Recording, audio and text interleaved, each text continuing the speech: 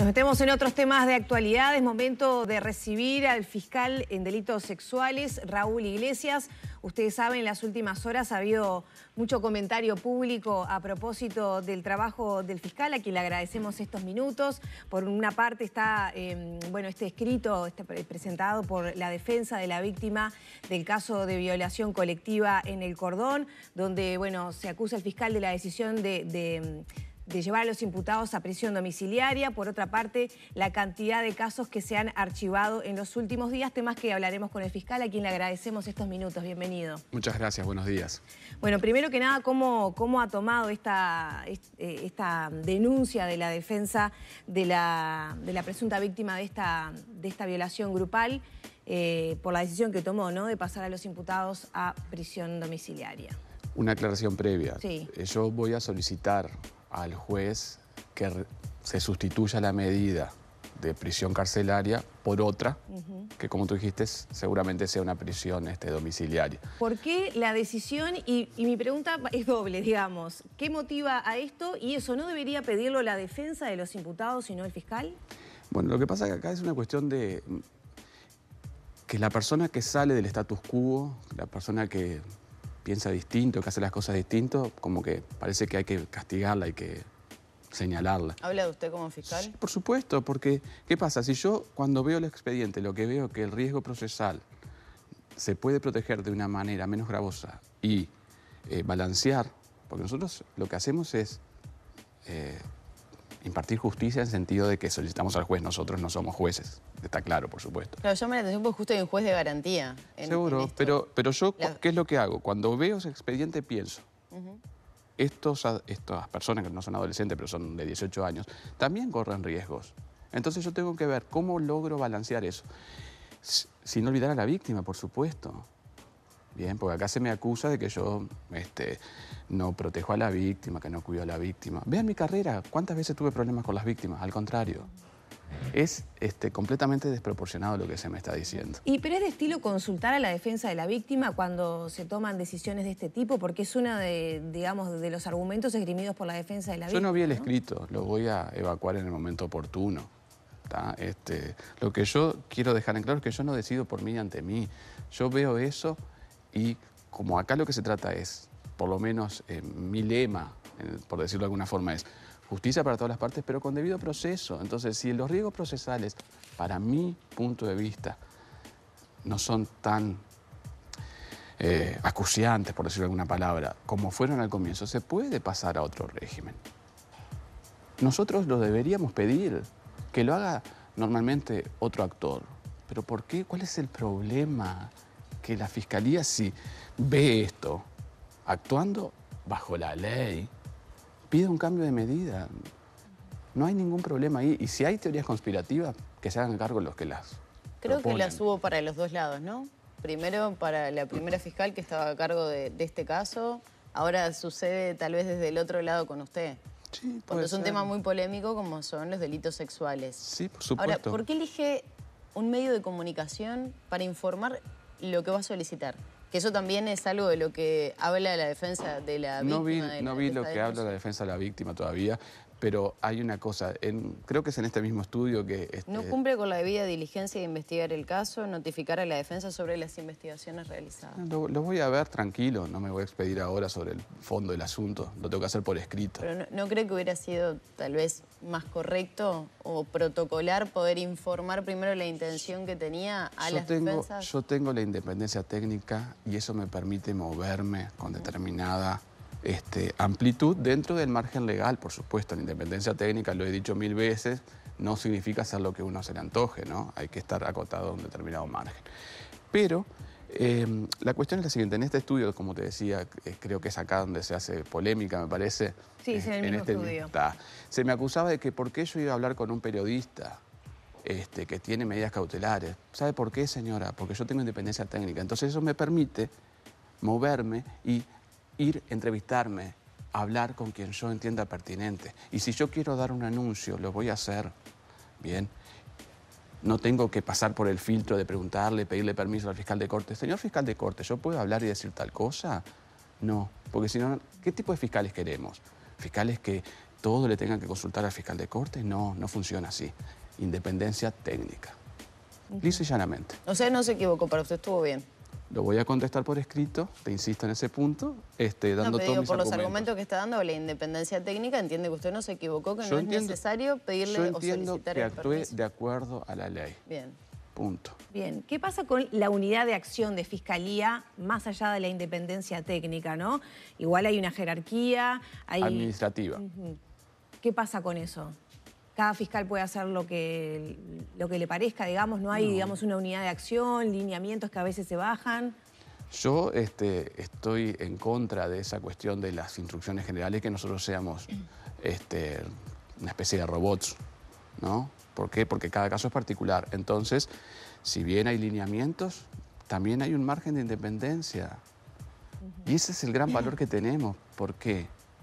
Porque nosotros tenemos que ver el caso concreto.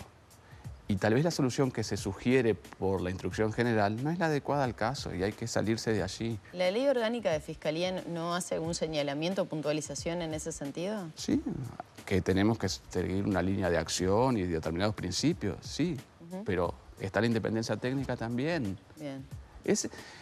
Ese es el balance. Se lo consultamos porque son situaciones que tal vez no estamos acostumbrados a tener dentro de la sociedad, entonces me parece que es bueno poder conocer todas las posturas, ¿no? Tuvimos la palabra de la defensa de esta presunta víctima, queremos tener la palabra también del fiscal. Me parece genial y lo agradezco especialmente. La mayor información sobre la mesa. Pero es eso, es salirse del status quo y eso, al que a veces el que piensa distinto, obra distinto, ya se le cae simplemente por eso. A ver, vamos al tema de los archivos, ¿no? ¿Cuál es el cuestionamiento tan enorme que me hacen por los archivos? Que en 10 días se archivaron 300 causas. Aproximadamente, yo no tengo el número exacto. Me lo va a proporcionar seguramente Políticas Públicas, que va a hacer un análisis exhaustivo allí de todas las cosas, que no corresponde, dicho sea de paso, porque Políticas Públicas no puede entrar al tema del fundamento jurídico. Eso lo tiene que hacer un juez. Acá hay otra aberrante intromisión en la independencia técnica. Pero zafando de eso, de alguna forma, ¿por qué yo archivo los casos?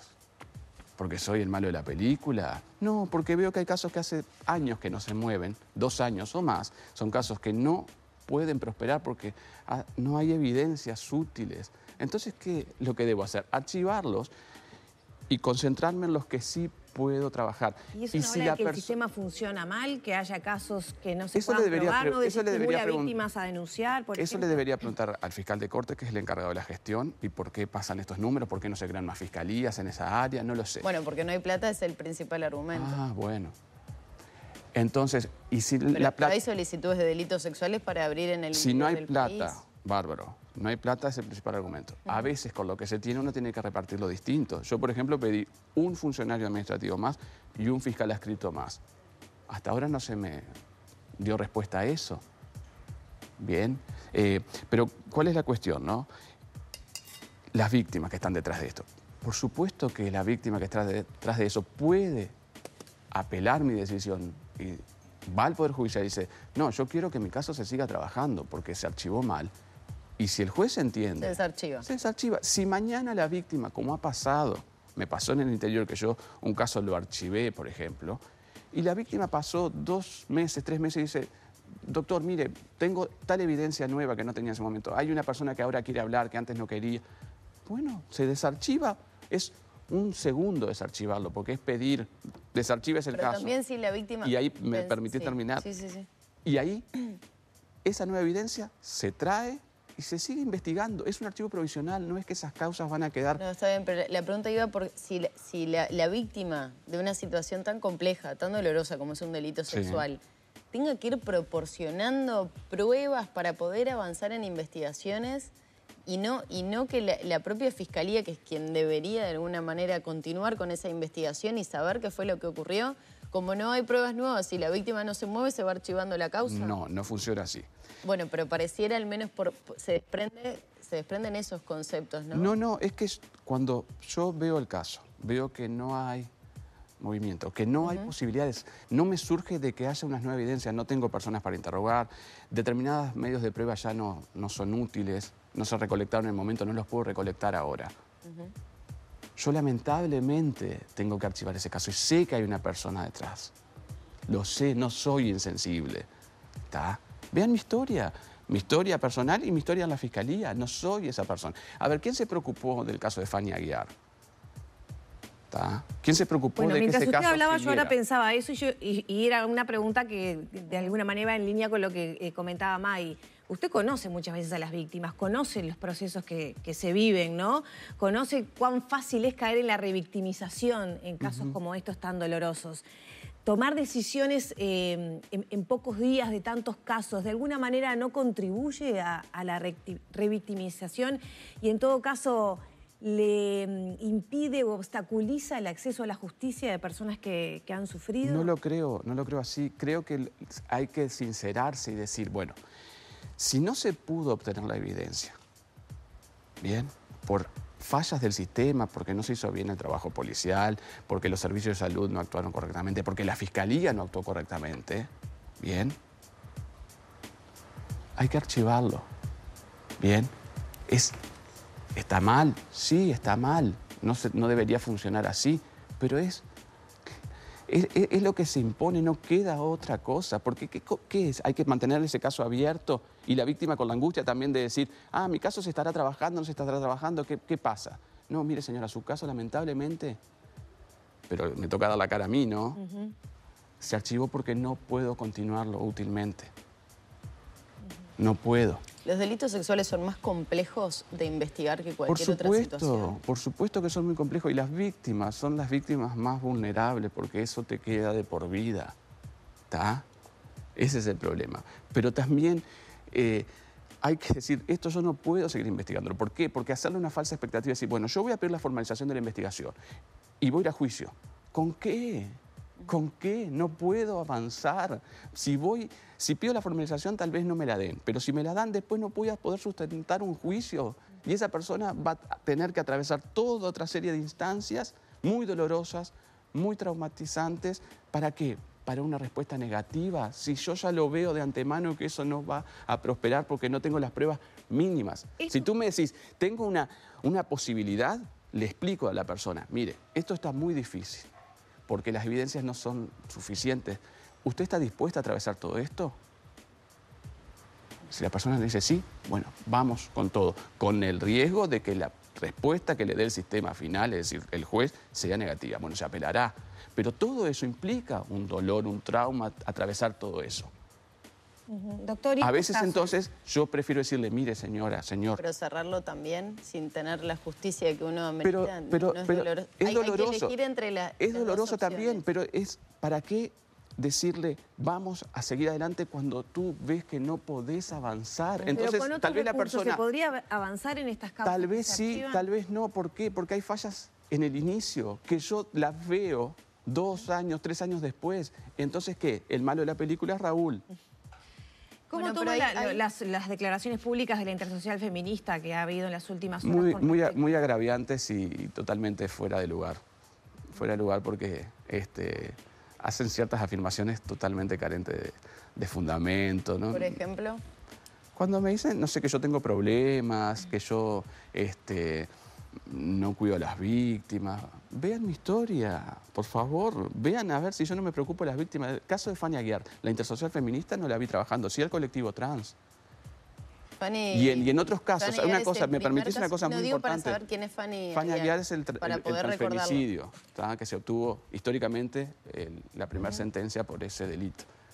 Y llevó un trabajo impresionante de la Fiscalía. De verdad, nos costó mucho lograr esa sentencia. Bien. Pero, por ejemplo, me dicen que yo soy, no sé, una serie de atributos. Yo invité a esa persona en particular a trabajar en conjunto.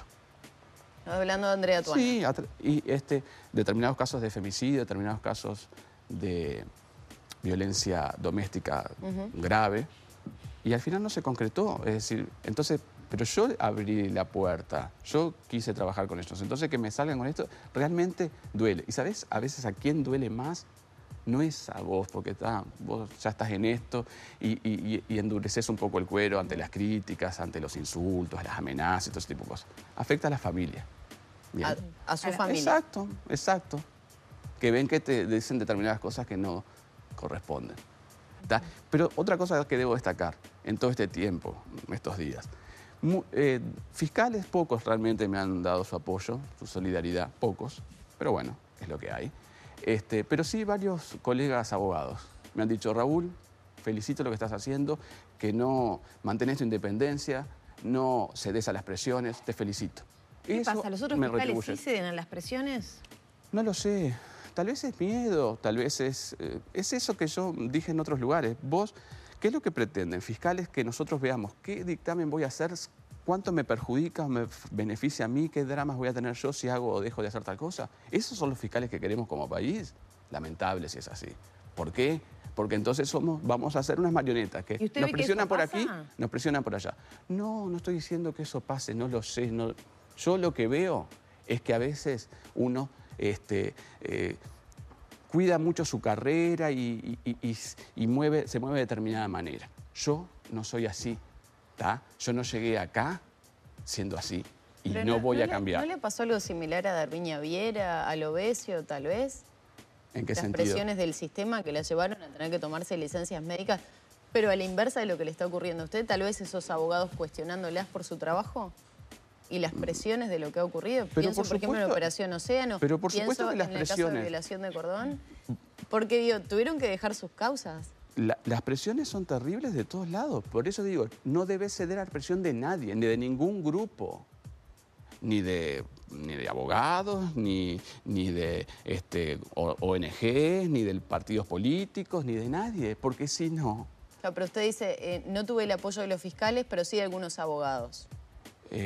Estoy hablando a lo personal. En lo personal, claro. Lo que digo Personas es, que me conocen de la facultad inversa, o conocen... Pasaba al revés, cuestionados por un sector como eran los abogados penalistas, tal vez en la megacausa. Yo no dije abogados penalistas, por ejemplo. Yo estoy diciendo abogados penalistas. Digo, para esta causa en particular, criticada muchas veces, la fiscal Darviña Viera tuvo que, en realidad, pedir licencia médica por la situación de presión que se estaba viviendo. Y yo estoy diciendo que está bien eso. Estoy diciendo que no podemos soportar presiones de ningún lado. Y el fiscal de corte debería protegernos de alguna forma. ¿No siente el respaldo del fiscal No, de para corte? nada, al contrario.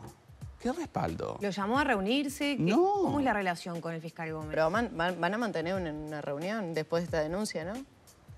De mi parte no, de mi parte yo no. Ella me mandó algo por escrito que yo no lo he visto todavía y bueno, le responderé por escrito. ¿No se va a reunir con el fiscal Gómez? ¿Para qué? Si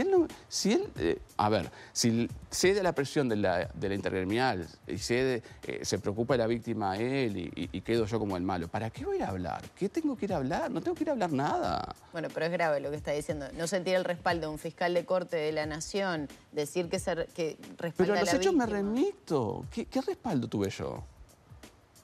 De la Fiscalía General de la Nación, del fiscal de corte. Ninguna, al contrario, cuestionamiento. Entonces, bueno. Pero el diálogo es lo último que se cierra, ¿no? No va a ir a esa reunión con el fiscal Gómez. ¿Tiene cortada la relación con el fiscal? No digo tengo cortada la relación, estoy diciendo, a ver, yo estoy sometido a una jerarquía administrativa. Bien, eso no lo desconozco. Pero que yo voy a ir a qué, si ya él públicamente expresó lo que piensa, ¿a qué voy a ir? ¿Y de la Asociación de Fiscales?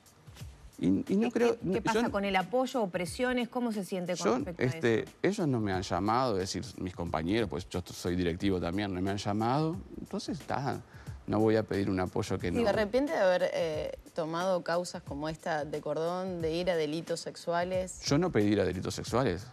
¿Lo derivaron?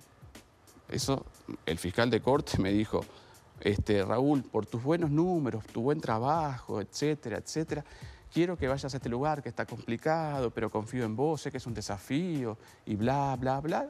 Y yo le digo fácil, mira, yo voy a donde me manden, ¿está? Porque sé muy bien mi lugar. ¿Se arrepiente de eso? ¿Pero de qué me voy a arrepentir si yo no lo elijo? Bueno, pero a veces las circunstancias, digo, ¿por qué tuve que pasar por esta situación, ¿no? Pero eso se lo deberían preguntar al fiscal de corte, ¿por qué me mandó ahí? Si saben cómo trabajo. Si saben que yo, en la otra fiscalía, lo primero que hice fue ver qué era lo que se podía trabajar y lo que no. Bien, que es mi forma de trabajo, es decir, pero no es mi forma de trabajo de, ay, qué particular que es Raúl. No, si tengo 900 casos, tengo que saber cuáles casos son más importantes para trabajar y importancia en el sentido de que tengo evidencias para hacerlo. y centrar mis fuerzas en eso. Y los otros, lamentablemente, lo insisto en eso, lamentablemente los tengo que archivar. Y sé que hay personas detrás, pero no puedo seguir avanzando con eso. Nos quedan muy poquitos minutos y quiero aprovechar a hacerle una pregunta. En su momento, Dardoña Vieira fue consultada por la cuestión de la perspectiva de género para trabajar en una fiscalía como delitos sexuales. ¿Usted la tiene? A la prueba me remito, Fania Aguiar. Si eso no es perspectiva de género, decime qué es. Y fija todos los otros casos. Para los demás también, en el caso este de Cordón también. Por supuesto, para todo. Y además es la perspectiva de género con el balance del debido proceso. Es ese balance.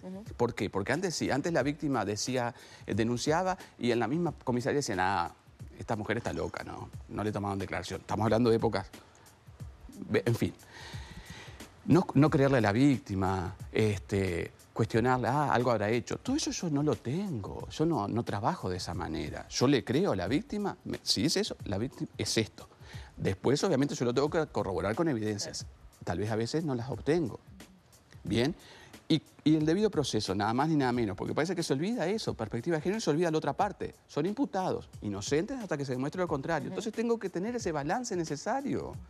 Pero no es algo tan raro de entender. Doctor, ya para cerrar, sí, cómo no. Usted mencionaba bueno, esa desprotección que siente de alguna manera de la Fiscalía, de esa autoridad, y esto también se da... Persecución, te diría. Persecución, ¿se siente perseguido por...? Sí, más que desprotección, persecución, porque ¿por qué me mandan a un lugar y enseguida me empiezan a cuestionar que si archivo, que si no archivo? ¿Piensa que había un plan de someterlo a algún problema? No lo sé. ¿Va a seguir en el mismo lugar? ¿No va a pedir cambiar? Nada. Yo no voy a pedir cambiar. Si yo estoy totalmente seguro que lo que estoy haciendo es correcto y apegado a la ley. Por la incomodidad de la situación que está atravesando, ¿no? Pero es ceder a las presiones. Yo no voy a ceder a las presiones. Bien. Y ya para cerrar, en estas presiones que usted menciona, se está pensando en quién va a sustituir al fiscal Gómez y ahí corre el sistema político. Sí. ¿Piensa que el sistema político debería dar respuesta a situaciones como esta, por ejemplo? Por supuesto que sí. Se está atacando la independencia técnica. Hoy soy yo, mañana es otro y en otros casos. Entonces... ¿Con la elección del próximo fiscal de corte o ese triunvirato que se propone de algunos sectores políticos? Eso le corresponde a los políticos. ¿Y usted tiene una opinión sobre eso? Sí, por supuesto que la tengo. ¿La puede compartir con nosotros? Sí, cómo no. Yo creo que el triunvirato se impondría en este momento. Pero los políticos son los que lo tienen que decidir. Y esto que te estoy diciendo ahora, te puedes imaginar lo que me va a costar a la interna y que varios colegas tuyos, o operadores directamente de ciertos sectores, que todo lo que hace la Fiscalía está bien, me van a caer con todo. Me la banco. Doctor, muchas gracias por estos minutos. A ustedes. Cerramos por aquí el diálogo con el fiscal Raúl Iglesias. Ya son las 9 de la mañana, 35 minutos.